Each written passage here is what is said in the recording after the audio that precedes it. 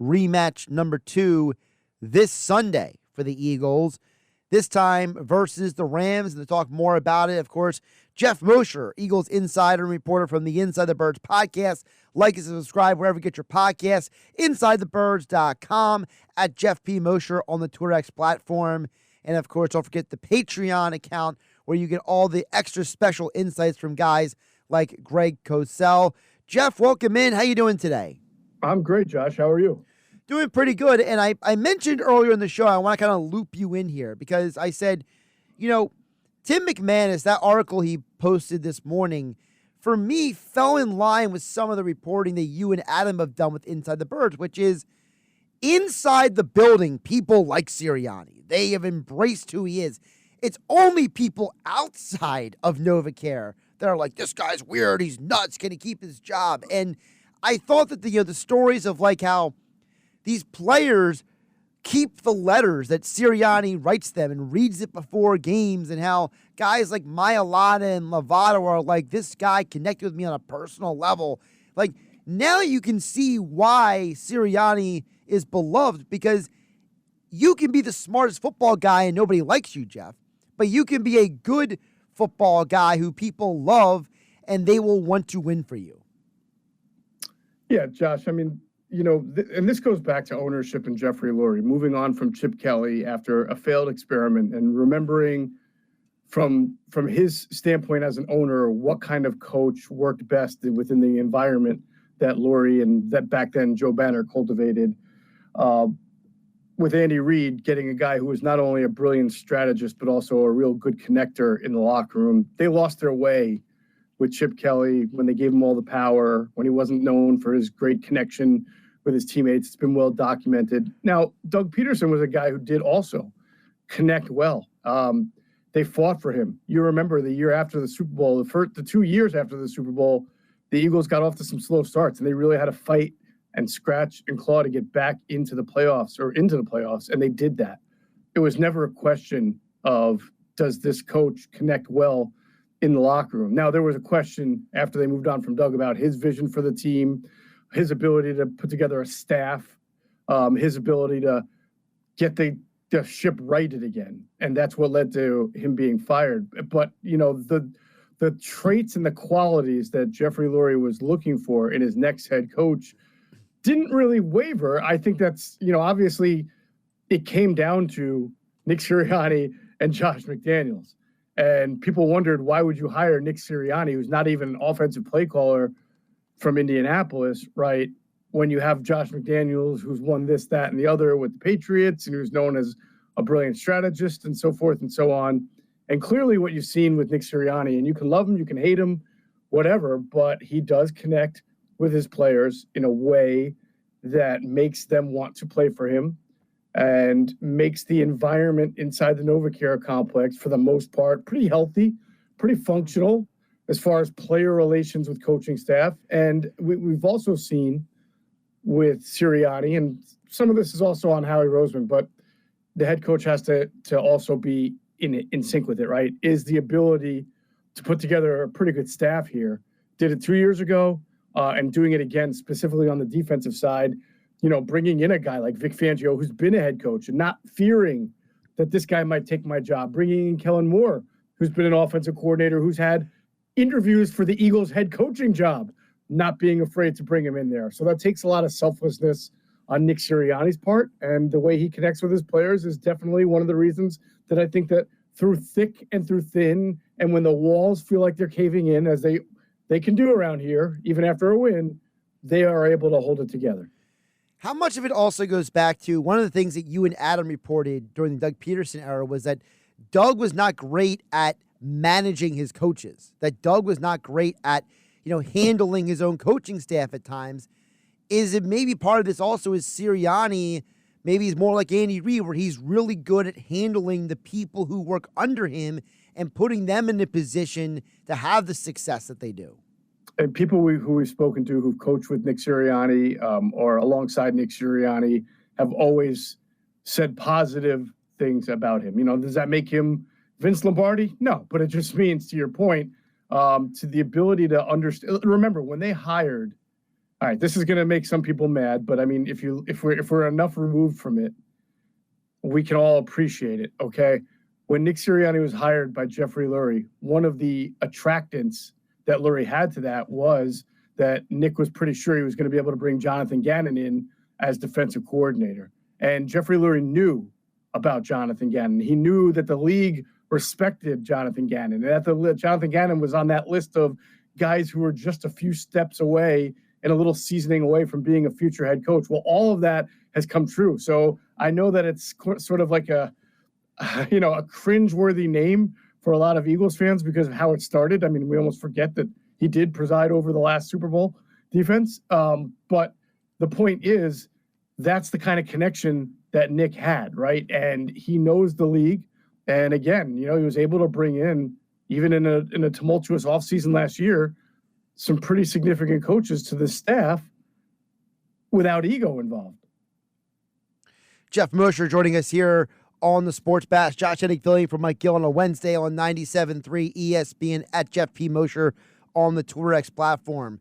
So with that being said, because you mentioned about Fangio, I was talking with somebody earlier and they were trying to rationalize, to them, they feel like the Eagles' success this year is more about Fangio than it is about Sirianni, and their reasoning is that, why did last year fall apart? Like, why did 2023 fall apart? And in their opinion, it was Fangio is here this year, he wasn't here last year. Is that a fair line to draw? Yeah. I mean, I don't think that's a stain on the head coach because he's an offensive-minded head coach, but I mean, clearly the Eagles have flourished this year on a running game, which is not fresher passing concepts that everybody thought was coming, right?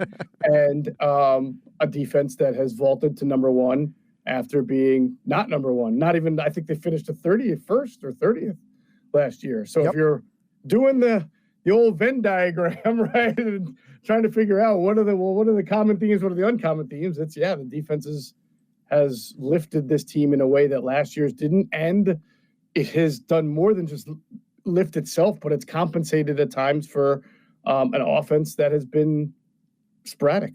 You mentioned about the offense.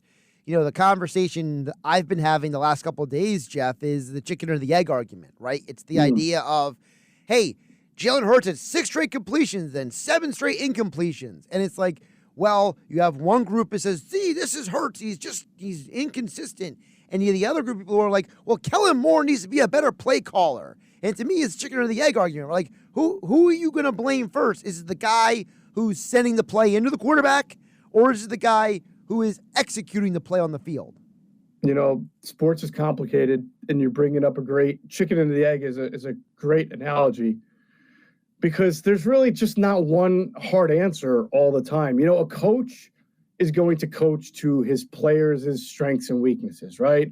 And a player is going to try to execute the plays that are called in, whether he agrees or disagrees with them or not. And I think part of this relationship is that it's in its first year between the new coordinator, Kellen Moore, and JalenHurts. I'm going to guess part of the relationship is that Kellen Moore has succeeded without JalenHurts as far as, having high-ranking offenses. And JalenHurts has succeeded without Kellen Moore as far as leading high-ranking offenses. And so that's probably been difficult for them. But I'm going to give you a play from the game against the Packers that really illustrates what you're talking about. You might remember late in the first quarter, the Eagles are up 7-0. They have a chance to go up 14-0. They're in the red zone for the Packers. It's 3rd and 10. It's the first time, I know the broadcast talked about it. It's the second time actually in 3 plays that the Packers decide to put 7 men at the line of scrimmage and show what they call zero pressure, which means no safety. They're coming at you with everybody, and anybody who's not blitzing is in man coverage, right? Or at least off coverage on them on a certain player. That's not the play call. If you watch the tape, it was a screen, a middle screen, which, as you know, that takes kind of a time to develop. The offensive linemen have to engage, then they have to disengage. The running back has to come into the middle of the field. Like, it's a slow developing play. Why would you run that play call against a zero blitz? You would not. The chance of success is probably less than 1%. All right. And in fact, they did run that play, and Jalen Hurts got pummeled, and he was lucky not to fumble the ball. So whose fault is that? Well, Josh, to your point, I don't fault the play call, because it's not like the play caller knows exactly what the Packers are going to do when he calls the play. But when you see that, you're the quarterback, you come to the line of scrimmage, you see, oh, wow, they're about to blitz the kitchen sink at me. Maybe a slow developing middle screen is not the right play call for that moment.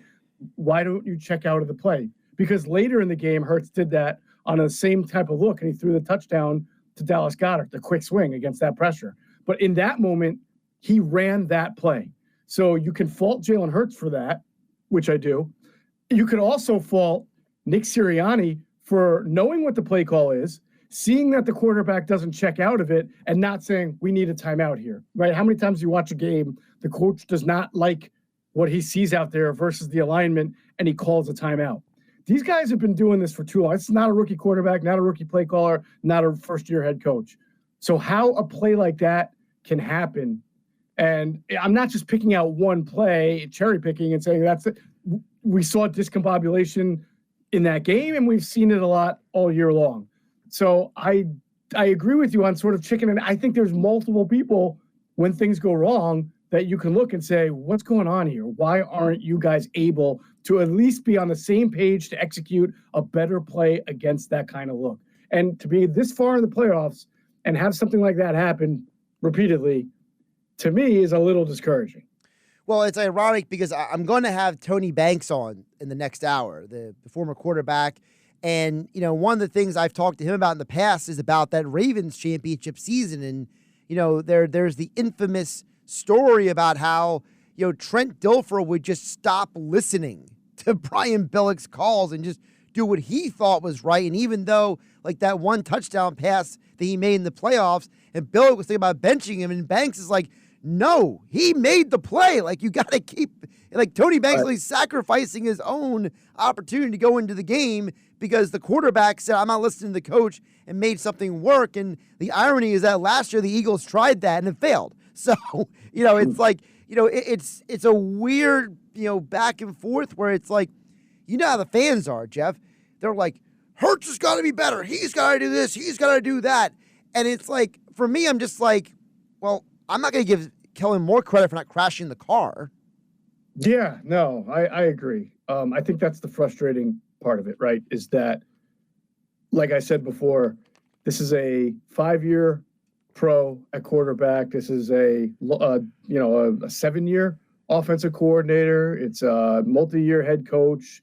All guys who've succeeded at some level in the past, and to have this level of ineptitude at times in games, it's one thing to just not have a complete pass. It's one thing to just, you know, have a drive. But when you just philosophically aren't doing the right thing, that's a little discouraging, and nobody really should get all the blame. Nobody should get all the credit for when it all goes well. It's also the same thing on the other side as well. All right, before I let you go, Jeff, I got a couple things for you I want to ask you about. First of all, I want you to react because we're talking about Jalen Hurts. So I was listening to the Big Play Slay podcast, right? And he made this comment about Jalen Hurts. And I feel like this is a compliment by a guy on his team, a guy who people forget Slay has been with Jalen Hurts from day one when he was drafted by the Eagles to now. And, you know, Slay's first year with the Eagles was Hurts' first year with the Eagles. And I thought that this comment he made on the podcast about the Jahan Dotson touchdown was very interesting. Take a listen. First drive after the turnover, sit back in the pocket, doing nice. I can tell you now, he has getting very more poised as the year getting older. Like, he's becoming way more poised every year. Like, the old Jalen, with a sorry-ass little space right there, stepped up and ran. You know what I'm saying? But now he stepped up, be patient. Like, hey, one thing he do know is the DBs can't cover forever. And it's always a clock going in his mind. Like, okay, 1 minute, 2 minutes, got to get rid of it. But he felt the surroundings, like, oh, I'm still good. Your reaction to that analysis, Jeff? Who was that again, by the way? I missed it. Darius Slay. So Adam and I and Greg Cosell do a show every week called Inside the Tape, where we cut up a lot of, you know, all 22 clips from the game. We have Greg analyze it and break it down because he's the best in the business of doing it, and it'll be out tomorrow morning as well. on Inside the Birds platforms. And there are, Josh, I can tell you, there are a dozen times, at least this year, where we found a clip of a similar play where he has protection and he does bail the pocket. And there's times where he has protection and he does not bail the pocket. And unfortunately, it's not linear. Like earlier in the season, he was bailing the pocket. Later in the season, he was, it would be like week to week. So I can't really agree totally with Slay. I can say, yes, he has, since year one and year two, done a better job of at times trusting the protection. But there are times where he doesn't, even though it's there, and he bails and, throws the ball out of bounds or does something differently. And the most maddening, frustrating thing on a week-to-week basis is trying to figure out, Josh, why he did it one week but not the week before, and vice versa. Just like, why did the Eagles come out against the Steelers with no huddle, empty formations, spread out, pass the ball all over the place, move the ball, get Hurts in a rhythm, and then we haven't seen that. So we didn't do it against Washington, didn't do it against Green Bay. I don't get it. They succeeded that way. I know you can't do everything the same all the time, but if that's something that gets your quarterback and your pass offense in a rhythm, wouldn't you try to do that a little more? So I throw my hands up. I'm not an expert. Well, it's the same question that I have about, week one, right? In week one, when they ran motion, Jalen Hurts was almost perfect as a passer. When they didn't run motion was all of his interceptions and turnovers. So it's like, as you go through the year, then you see, you mentioned the Steelers game. They ran motion in that game. Well, why didn't they run motion in the Washington game? Why didn't they run motion in, what was it again? The first Washington game, right? Like, it's this whole thing where it's like, you hate to be that guy, but it's like, the line's like, why? No, we shouldn't hate. We should embrace being that person, because that means we're not sitting here making stupid analysis based on nothing. We're asking a very legitimate question. Why? And it's a question that's not about, it's a question for everybody, for Jalen, for the coaches, for everyone. Why? Why wouldn't a coach want to do something that succeeds for the offense? Why wouldn't a quarterback want to do something, even if he hasn't done it before or much before, if the results say it's good for your offense? I don't know. I know Peyton Manning didn't like motion and stuff because he liked to see a clear picture. He's been, a lot of people know who coached him. He liked it. So that's the answer to that why. Because the quarterback of that offense didn't like it. And because it didn't like it, they didn't do it. And guess what? It's okay, because they scored a ton of points and he was a 10-time All-Pro and he's in the Hall of Fame and all of that. And so why doesn't Jalen and Kellen, why can't they add it? Is it one? Is it the other? I think it's a really good, that's a journalist question. Why? We've dug around, we've gotten different answers. It doesn't really matter. At the end of the day, they don't do it, and that's the answer. I'm still convinced that there's a lot of things that we will not find out until 20 years from now when the 30 for 30 comes out about the Howie Roseman Eagles. And there's all going to be all kinds of weird things. And like guys like you and me are sitting back and be like, well, that explains everything. You know what I mean? I guess. I hope so. I've watched some 30 for 30s, which are so fantastically produced and done. And I've still, at the end of them, said, man, I can't believe that happened. Why'd that happen again? Why'd the Big East expand just to make football a big thing and kill itself? Why? It's like there's been some crazy stuff. Geoff Mosher, UConn basketball fan, by the way. Huge. UConn basketball. Before I let you go, because we won't get a chance to talk to you on Thursday and Friday. Of course, Andrew DiCecco on tomorrow's show, Adam Kaplan on Friday. What is your biggest concern and what is your biggest key for Philadelphia in the rematch with the Rams?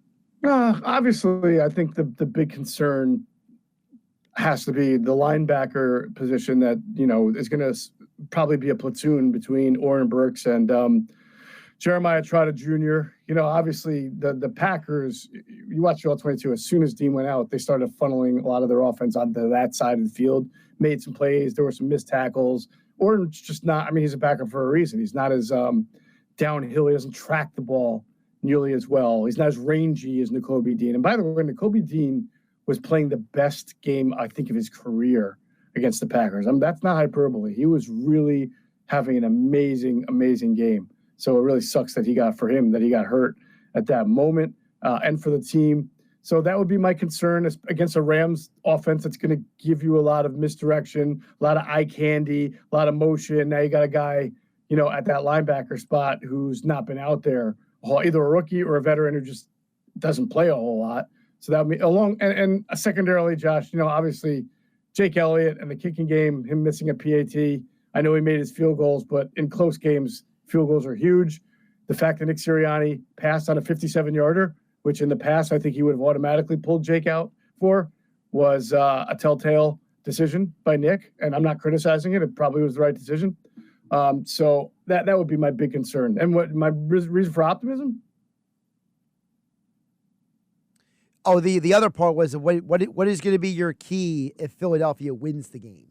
The Rams secondary I don't think is very dynamic. It's got some journeyman corners in Darius Williams and Akila Witherspoon. Their safeties are good, but not dynamic. They kind of remind me of the Eagles secondary from 2 years ago, just not having a CJ Gardner-Johnson. So, if the Eagles can get their passing game together, I think they can strike pretty well against that Rams secondary, but you got to block them up first.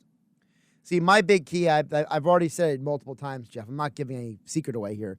My concern is Philadelphia has to have a lead all game, because my biggest worry in this game is if it's a tie game and 2 minutes left and Matthew Stafford has the ball, I'm sweating bullets because the dude has the most fourth quarter comeback wins of all active quarterbacks. Like there's something about a guy like that when he has the ball at the end of the game and you're just like, oh no, here we go. Yeah, that's a fair concern. I think the Eagles defense has done great this year, but it's also been asked to carry quite a load at times. They've played the least defensive snaps in the NFL, so they're not used to being out there for a whole long time, but the Rams are a ball control offense. So I would agree with you. Fourth quarter, tight game, you just wonder, will they have the legs to be out there and make the stops they need to make? Good stuff.